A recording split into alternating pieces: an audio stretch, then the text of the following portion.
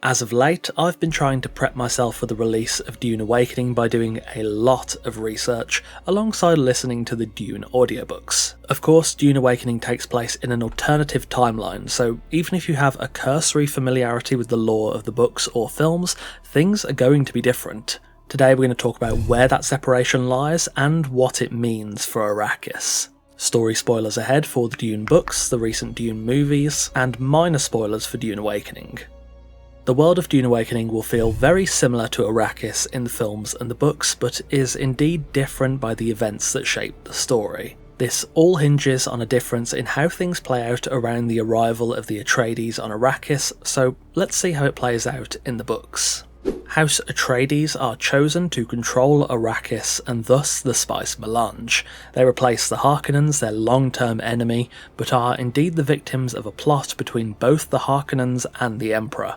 Dr. Yue, corrupted by the Harkonnens' twisted mentat Peter de Vries, and seeking revenge for the kidnap and presumed death of his Bene Gesserit wife, sabotages Arrakine's shields and subdues the Duke Leto, fitting him with a poisoned tooth to kill Baron Harkonnen.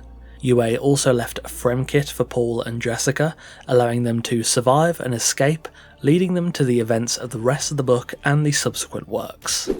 All of that, however, is vastly different in Dune Awakening. The origin event of this difference is Paul's birth. In the books, Lady Jessica births a son for Duke Leto, despite the Bene Gesserit plan for her to instead birth a daughter. In the game, Lady Jessica births a daughter, following her Bene Gesserit orders. That choice to birth a daughter completely changes how things will play out. Dr. Yue exposed before his betrayal. A world where my father lives. House Atreides surviving the Battle of Arrakis. Sardaukar deployed to protect the spice melange. A war of assassins spreading across the planet. Fremen exterminated. No Muad'Dib. No Lisan al-Gaib. No Kwisatz Haderach. All of my visions lead to horror. Except for this one. As a rule, the lore of the Dune books and films would be completely different without the presence of Paul Atreides. Lady Jessica choosing to follow her orders would change everything, and as we've seen so far in game, that does indeed happen. Now, for clarity, the events of Dune Awakening are not technically real as such. Obviously, it's completely non-canon, so it can't and likely won't try to impose itself upon the source material or the generally accepted truths of the franchise, but based on the trailer I just showed you, it seems the entire game sort of takes place in what might be Paul's spice dream or vision, perhaps taking place after the events of the Desert War. That offers a really nice narrative fork and grounds it in the universe, but alas, pretty much everything that happens in the Dune canon will be different in Dune Awakening, perhaps only slightly, but some parts will be hugely different. One of the major points that stands out is the extermination of the Fremen. Obviously, this is a huge departure from the source material, and Paul's vision seems to indicate they are indeed no more. However, Paul may not be entirely correct. A tweet from the Dune X account back in mid-2024, in response to a tweet about the Fremen being exterminated, says that Paul's visions may not always be correct, so we really are stepping into a world of unknowns here. What is known is what came before. Though Dune Awakening is taking an alternative timeline approach, some things will remain the same, namely the important events that happened before Paul's birth. The Bene Gesserit, the Spacing Guild, the reign of House Corrino, the Butlerian Jihad, all of these aspects will remain in place. We don't know yet if the game is remaining loyal to the books or will take some of the film's lore on board, but the aforementioned are pretty much guaranteed. The lack of Paul won't suddenly result in thinking machines on Arrakis or a premature scattering event, but it will make substantial changes to the events that would have unfolded on Arrakis were Paul alive. As for the notable players in the franchise, where do they all lie in this? Who's alive, who isn't, and who will be involved in the game? Let's take a look at the more notable figures. On the Atreides side, I think we can guarantee the survival of Lady Jessica and Duke Leto. There's also good chances for Duncan Idaho, Thufir Hawat, and Gurney Halleck. Dr. Yue will almost certainly be dead, or at least locked away in an Atreides prison. Aristae Atreides, the daughter born in the place of Paul, is also pretty much guaranteed to be alive. On the Harkonnen side, the Baron Harkonnen and Peter de Vries will almost certainly be alive, same with Feyd-Rautha, I think. Rabban Harkonnen may also be alive too. On the Imperial side, the Princess Irulan and Padishah Empress Shaddam are pretty much guaranteed to be alive, as is the Reverend Mother Mahayam. The big unknown here is, of course, the Fremen.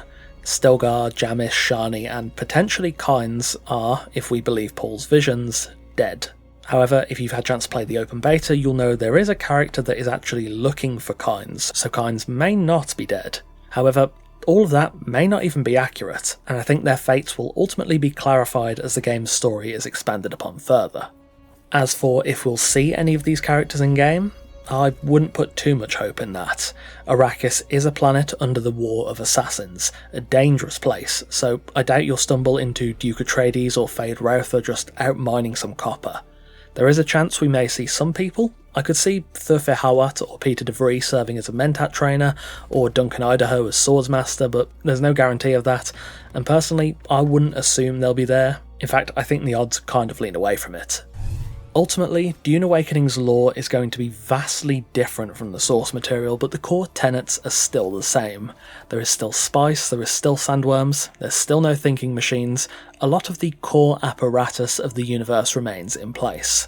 The character that would go on to change a lot of that apparatus, Paul, is of course not here, so the story of Dune Awakening is very much uncharted territory. You should expect the setting to feel very familiar, but I really wouldn't be surprised if the progression of the game's main story takes us down a vastly different path to what we're used to.